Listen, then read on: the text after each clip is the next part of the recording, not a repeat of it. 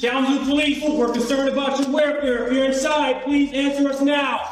This isn't the first time this happened. I've lost another boyfriend before when I was 16. This was the exact moment when a slip-up from Kimberly provided the detectives with a major lead in her boyfriend's murder. 31-year-old Gabriel Montanez had been found shot dead just outside her apartment. But this was just the beginning of the intense investigation that lay ahead. Squeeze my hand if you can hear me. Squeeze my hand. Okay, he's barely responsive.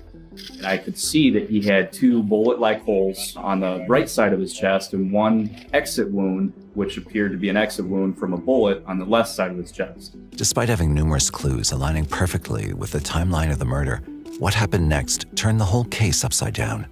You either are the person that shot and killed Gabe, or you're somebody that knows who did it, okay?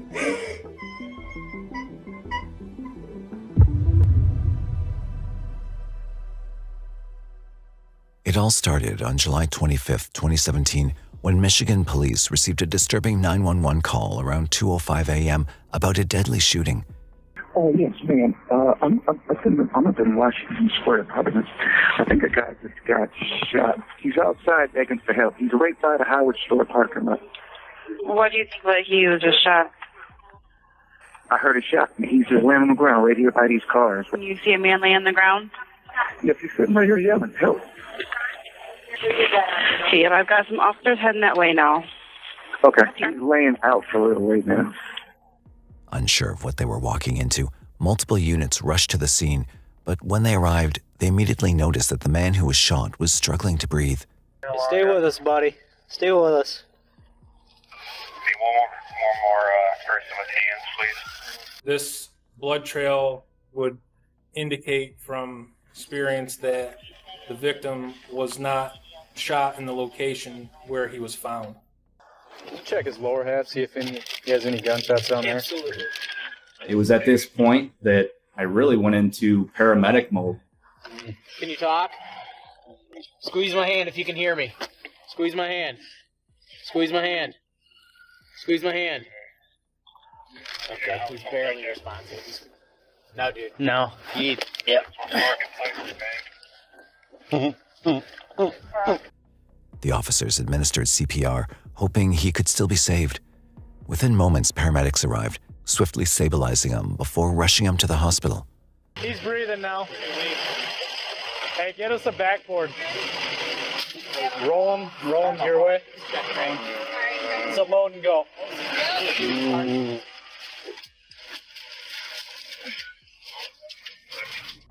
As soon as he arrived at the hospital, doctors wasted no time and took him in for emergency surgery. He's still breathing. We're just looking. So he's got 2 gunshot wounds here and 1 exit. I saw the exit over there. It was then they found his ID card, finally revealing his identity. Somebody wanted ID. Oh, we got another bullet. We're working on it. Oh, perfect.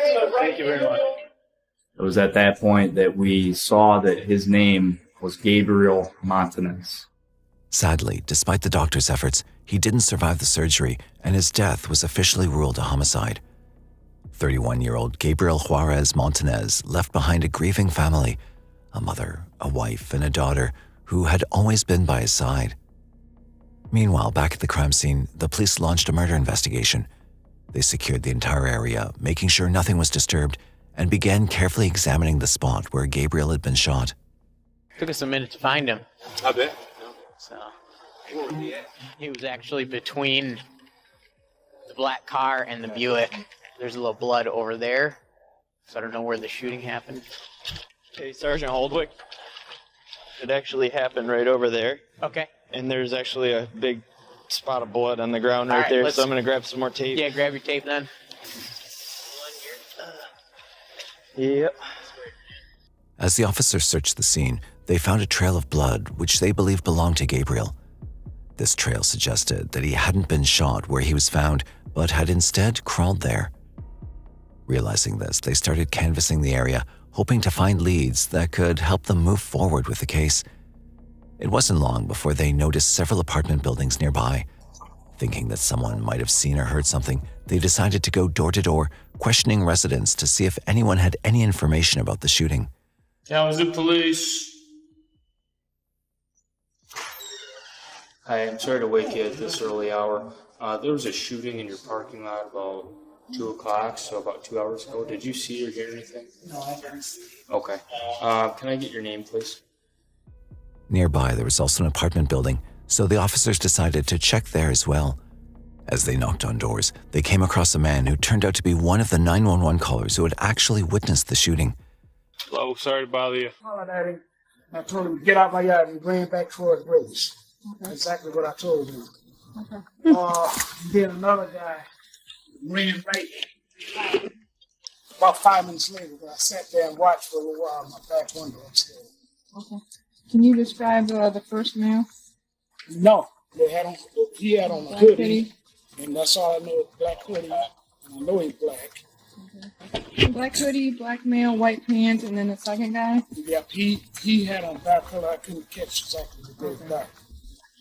He kept running straight down that way towards Grace. And I don't know if he was trying to cut through the yard, but I stopped him. The first male, was he heavy, taller, shorter? Thin guy. This was both of us thin guys. Probably anywhere from 5 feet to a little over 5 feet, somewhere around there. Did you hear the gunshots? Yes, I did. And then exactly at 2 o'clock, or 2:01. No left. Okay. And it was 2 shots, but I knew they were gunshots where it run out. According to him, when he confronted the shooter, the man immediately fled on foot, heading east. While this was an important piece of information, it still wasn't enough to identify the suspect. Time was slipping away, and the pressure was on. The officers knew they had to catch the shooter quickly before anyone else became his next victim. After hours of investigation, the detectives turned their attention to Gabriel's background, seeking to uncover any enemies or possible motives for targeting him. As they dug deeper, they discovered that Gabriel had an ex-girlfriend named Kimberly, also known as Kelsey. But that wasn't the only thing that stood out. What really caught their attention was a past complaint filed against him by Kimberly. I arrested Gabriel on a warrant after his estranged ex-girlfriend called in that he was stalking her at work. A few days before the shooting, Gabriel had been called by the police acting upon Kimberly's request. She'd been at work when he showed up unannounced and lingered around, which angered her, and being extremely frustrated, she called the police to have him removed. To the detectives, this might have seemed like a minor incident at first, but now they began to wonder, could this small encounter have escalated into something much bigger? To uncover the truth, they needed to speak with Kimberly. As they started looking into her background and tracked down her current address, their suspicions about her only grew stronger. She lived in the apartment building that bordered the crime scene where Gabriel's body had been found.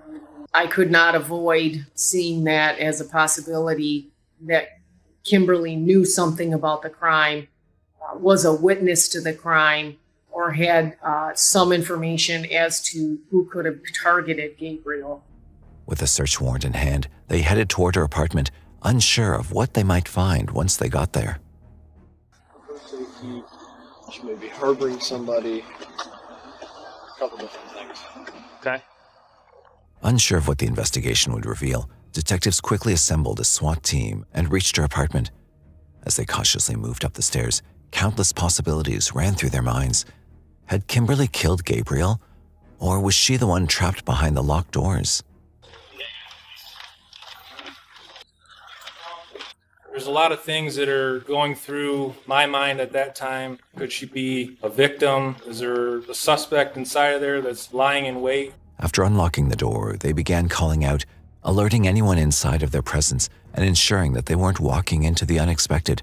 Kalamazoo Police, we're concerned about your welfare. If you're inside, please answer us now. As they called out for any potential threats, a woman's voice from inside the bedroom responded. It was Kimberly identifying herself. Is anybody else inside here? Just you? Yes. Can we come back here and contact you, please? Yes. Thank you. Kimberly was still in bed even when we opened the door, which was kind of suspicious When detectives moved in, Kimberly remained in bed, unnaturally calm. Despite the chaos and repeated loud warnings, her lack of reaction was unsettling, making them question whether she had truly been asleep or was merely pretending. However, before questioning Kimberly for her odd behavior, something else was of a priority, looking for a clue that could break open the case. For this, they had to examine her house. Can I check to make sure no one else is inside this apartment? Okay, thank you. Clear here, clear here. I just want to make sure that you're aware. We came inside because we're concerned about your welfare and safety, okay? Is that all right with you that we're here now checking on you? Yeah. All right, I appreciate it. However, after examining every corner of the house, the detectives found nothing that directly linked Kimberly to Gabriel's murder. Yet their gut told them that there was more to the story. Determined to get answers, they turned to Kimberly, asking her if she had anything to share.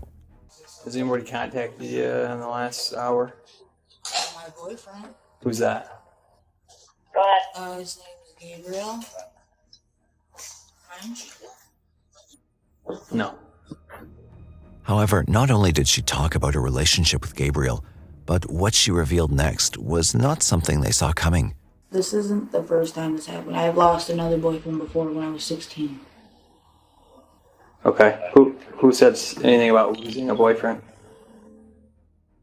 By now, detectives hadn't even informed her about Gabriel's death, but her mentioning that it wasn't the first time she had lost her boyfriend wasn't just surprising, it raised some serious concerns. It suggested that she had already known about Gabriel's murder. To determine precisely how much she knew about the crime, they requested her to come to Kalamazoo Department of Public Safety headquarters for questioning. Are you willing to come down to our headquarters and speak with some detectives? Would you, No, because I'm mind tired. sitting on that apartment? We're going to hold it. Okay. We kind of got a serious situation going on Okay, here. but I didn't do nothing. Okay. Nobody's saying that you did anything. Okay. So why do I have to go downtown? Listen, nobody's telling you you I have to just do got anything. out of work. So I just got out of work. I'm tired. we're just asking basically to help us out, for your help. I don't know nothing. Okay. Well, could you tell them that? Could you at least go down there and let them know? So all I do is walk in and say, I don't know what happened, and I get to leave. Despite her constant refusals, the officers managed to convince her to come in for the interview. Eventually, she gave in and arrived at the downtown sheriff's office for the interview. So you've been in a dating relationship with Gabriel, is that right? Yeah, since last February. Since last February, okay. According to Kimberly, she had met Gabriel right after leaving work and returning home at around 12:55 a.m. After that, she was alone for the night. You didn't have any other contact with him after 12:55? No. Okay. And no other contact with anybody else after 12:55? What's the real reason why I'm here? We've got to start someplace, right?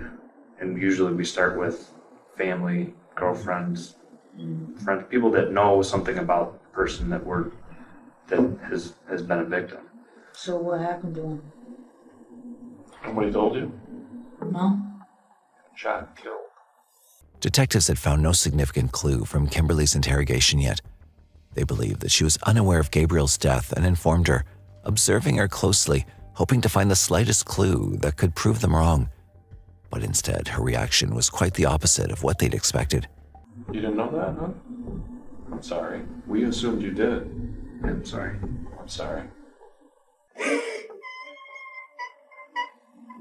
Seeing Kimberly break down upon hearing the news, the detectives felt her emotions were genuine and ruled her out as a possible suspect.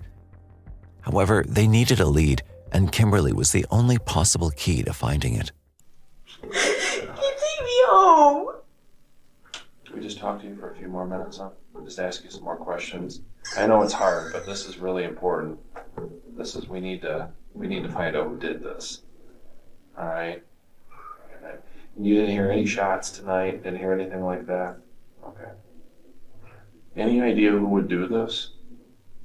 Okay. Has he got enemies? You got a beef with somebody right now? I don't know.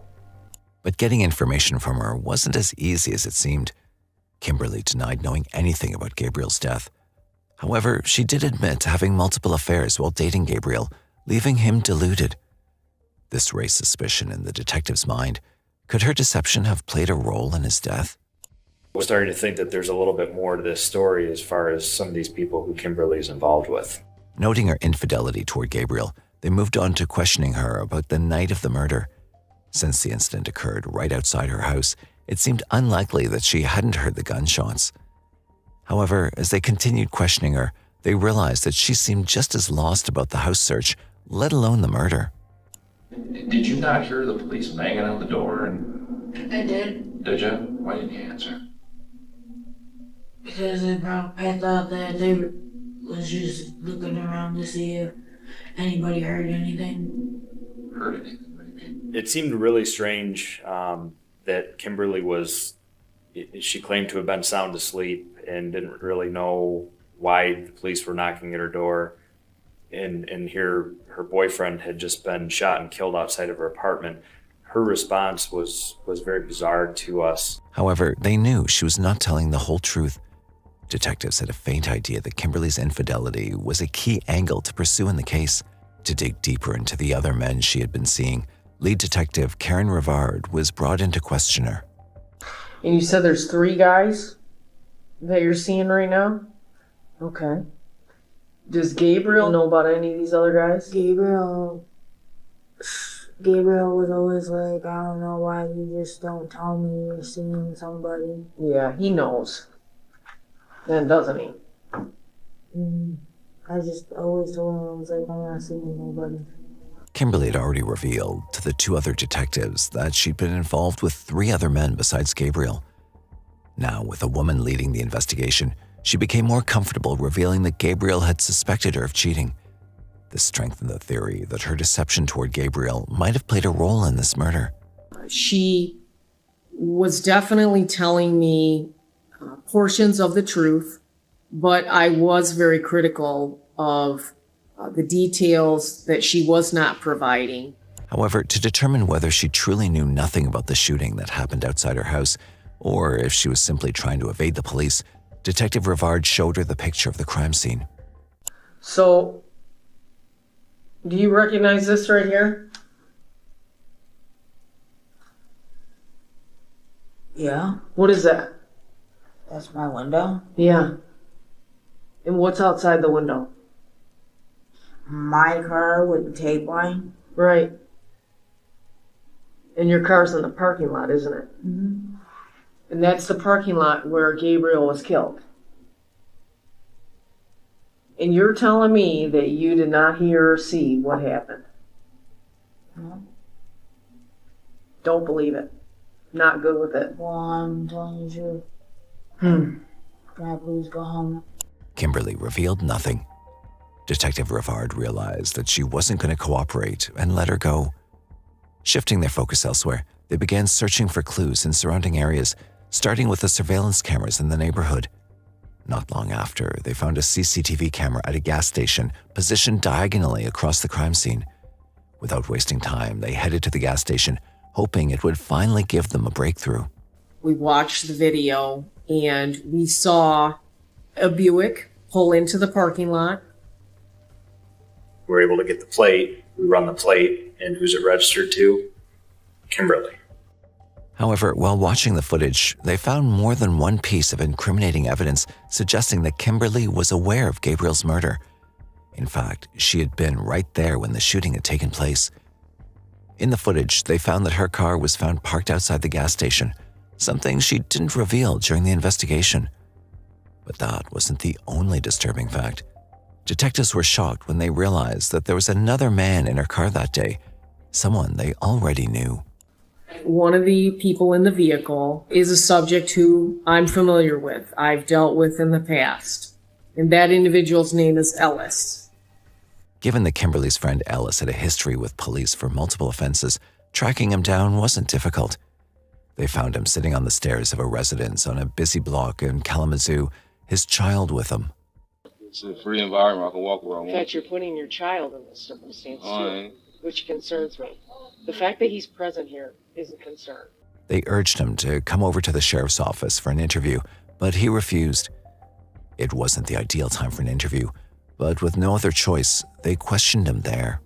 We know that you have some valuable information for the investigation. I do not think that you did anything wrong. I don't know nothing. I ain't got nothing to give you. I'm sorry though. I understand what you said, but I don't know nothing about that. Have you ever had anybody gunned down in the street in your family? Anybody killed in your family? I used to be around. So I don't know nothing about Yeah, that's a crap. You told me that crap last time. I don't be around that type of stuff. You're all the time around it. All right. Where are you standing right now? So, I think this is my first day as a cop. So, I can stand where I want to stand. It's a free country. Stuff happens here all the time. So you Not with are me. around it. You are She around didn't say it happened. Right, so it don't matter. But you're around it. I ain't around nothing. Ellis was also just attempting to stay true to not cooperating with the police. Detectives started by showing him the CCTV footage from the gas station, where he was clearly captured, hoping he would turn himself in after being confronted with solid proof. Instead, he did something unexpected. He completely denied being the man in the footage. Sensing his fear of getting caught, Detective Rivard tried to calm him down and get him to talk more. Well, I never lie about nothing. I didn't say you lied. No, I'm just saying. Okay. I know you don't want to. I know you don't want to be involved in it. What I think happened that day is that you were in the wrong place at the wrong time. Okay? And you saw something that you did not want to see, and you probably want to forget. Right? Is that fair to say? Despite their efforts, detectives could not get a single useful word out of Ellis. However, he did provide an alibi for the day of the murder. He insisted that he'd been with his girlfriend Samantha during that time and wasn't the one in the footage. With this information, detectives now turned towards Samantha to verify his alibi. After checking her whereabouts, they called her in for questioning. So when's the last time you saw him? The day they called me. The day they called And you? They had to tell me why they had to drop him off at the house. What day was that? You don't even know? I don't remember. How long ago was that? Maybe more than a month ago, because it was in my apartment and we don't stay there anymore. So you haven't seen him in a month? No, because I'm pregnant and I didn't want nothing to do with that. Soon after Samantha was brought in for an interview, detectives discovered that she and Ellis were not together anymore, and as a matter of fact, both had met a month ago, which clearly didn't match Ellis's alibi.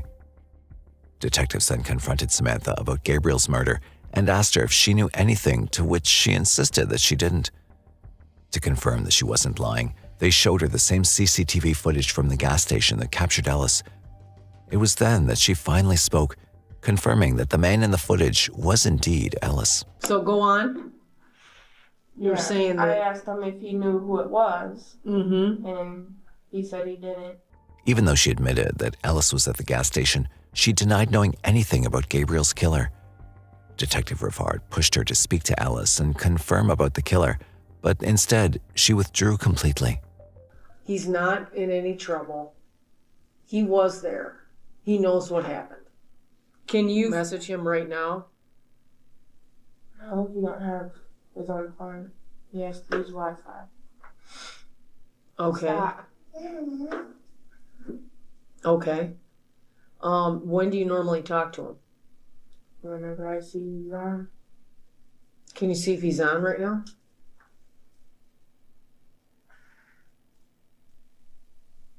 No. Can I see? He wasn't on. I don't feel like I need to show him. Okay. Well, you realize that this is a very serious investigation, right? I know, but don't have anything to do with me or my family. And I don't understand what he's so afraid of. Because he's not going to get arrested. He's not in any trouble. He's afraid of the snitch word.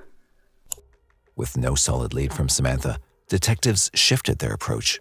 They obtained a search warrant for Kimberly's car, and to their shock, what they found was more disturbing than expected.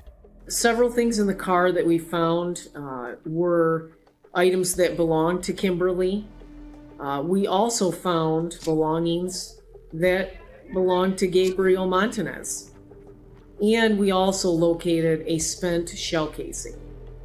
That spent shell casing was a .40 caliber, and that .40 caliber matched the wounds that Gabriel had received during the homicide. But this wasn't even close to what they found next. A stack of traffic tickets for a 21-year-old man named Cornell Head. All this evidence suggested that Kimberly had complete information about the night of the murder and knew exactly who the killer was. Keeping this in mind, detectives called her in for an interview once again. Remember, I told you I have some more questions about the investigation, so I might as well kill two birds with one stone, right? Mm-hmm. What I want to do today is give you the opportunity to clean slate, start over, okay? I need you to tell me. I want it to be your story. I want you to be the one that's speaking for you, not somebody else. I don't want to go to jail. No, nobody wants that. Nobody wants that. And we don't want to see that either. Kimberly seemed terrified of any consequences pertaining to Gabriel's murder and broke down. Detectives, however, took a chance and pressed her a little further, leaving no option for her but to speak. And there's either two spots that you fill, okay? You either are the person that shot and killed Gabe, or you're somebody that knows who did it, okay? Which one is it?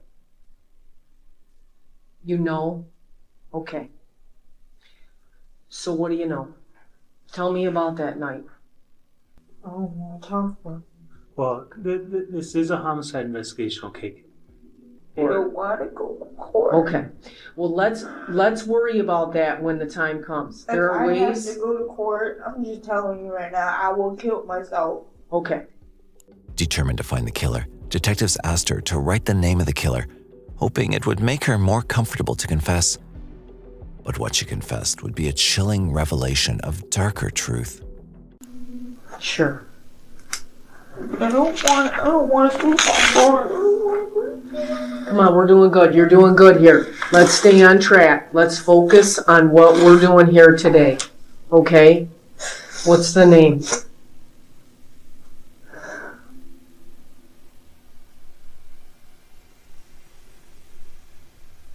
Okay. So you pull in, and is Cornell waiting there for you? Outside or inside? Cornell was the man Kimberly had cheated on Gabriel with. He was also the third person in the car that night. According to her, after leaving work, she picked up Cornell and Ellis, and all three of them went to McDonald's and then to a gas station before finally arriving at Kimberly's house, where they parked the car in the lot. Moments later, her panic set in as she saw Gabriel approaching her car from the passenger side where Cornell was sitting. Just as Gabriel opened the door, she heard 2 gunshots. The next thing she saw was Gabriel lying lifeless on the ground. At that point then, she fled inside of her apartment and hid. As soon as they confirmed Cornell being the real killer, detectives took no time to track him down. They learned that he was already arrested in Chicago and flew there to interview him. Did she tell you that she had seen Gabe the week before? When he first got back into Kalamazoo? She didn't tell you that? She probably didn't tell you that she slept with him twice that week too, did she? I know she done, cause she goes straight to work and come back. And she called me every time. So she's lying to me, telling me that she slept with him? That can't make you feel good. Knowing that she was seeing him behind her back. Upon talking to Cornell, detectives realized that not just Gabriel, Kimberly had also cheated on Cornell. She had been two-timing all along. To make matters worse, Cornell had no clue about her relationship with him. The news came to him as a complete shock. He really loved Kimberly. It was very clear when I was talking with him that he had no idea that she had cheated on him. However, after hearing about Kimberly's betrayal, Cornell shifted his story, claiming it was Gabriel who threw the first punch at him and that he had only fired in retaliation. Do you remember? Do you fire when you're still in the car? Do you shoot the gun when you're still in the car? Or do you shoot the gun when you're outside of the car? It was like,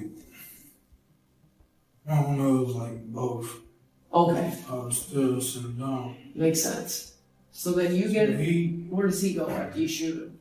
After he opened my door, whatever, run off. After he go like this. You can try. Now he like, boom. But the law could not save him. Charged with second-degree murder, he was sentenced on November 6, 2018 to 30 to 50 years of imprisonment, plus 2 years for each of the 2 counts of felony firearm. Gabriel Montanez's story was a tragic tale of love and betrayal, one that did not just destroy him, but also everyone connected to him. My daughter had her quinceañera, and that is a celebration of turning 15. It's a celebration of becoming a young lady. And her father, Gabriel, had one of the biggest roles. That's just one monumental highlight of my daughter's life that he's going to miss. He's going to miss walking her down the aisle. He's going to miss her first baby. He's going to miss when she graduates high school or college. There will constantly be reminders of how much we miss him and how he was taken far, far too soon. More than anyone, his daughter missed him growing up, and every moment felt like a stolen memory she could never get back. Me and my dad did like to go shopping a lot. We just shopped for lots of things. We shopped for anything that we saw that we might like. But mostly he was a shoe addict, so we mostly shopped for shoes. Cornell's crime of passion had resulted in a loss that could never be filled again, leaving lives shattered, mourning forever.